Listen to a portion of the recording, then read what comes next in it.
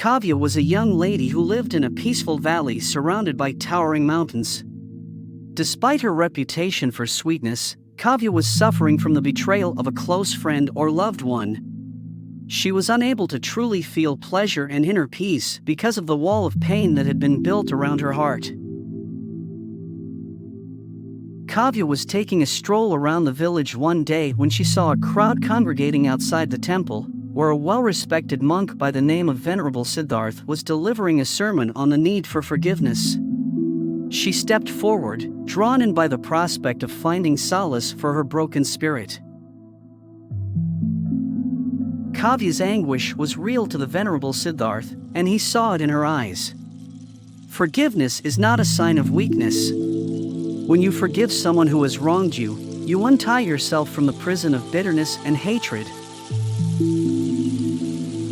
Kavya, intrigued by the Venerable's statements, sought him out after their meeting.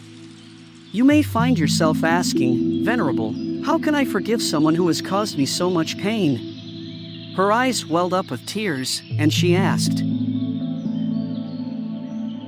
With a kind grin, Venerable Siddharth proceeded to explain the Buddhist perspective on forgiving one's enemies. As the Venerable Siddharth has observed, forgiveness begins with cultivating compassion. The person who injured you is likely going through their own pain. Seeing the suffering of others helps us develop feelings of empathy and compassion. Put an end to your resentment. Holding on to resentment only prolongs your suffering, the monk added. When you forgive, you release yourself from the shackles of bitter feelings without excusing the wrongdoing. The only way to heal and progress is to let go of anger. Do acts of loving kindness. Forgiveness is an act of loving kindness, both towards yourself and the person who hurt you, Venerable Siddharth said. Use loving kindness meditation to send well wishes for your own recovery and that of your hurtful counterpart. Forgiveness and tranquility are the fruits of this spiritual exercise.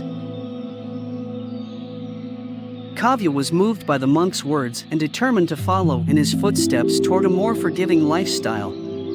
She started with loving kindness meditation, sending herself and her attacker warm, caring thoughts. The weight that had been on her heart gradually began to lift, and she began to feel a fresh feeling of joy.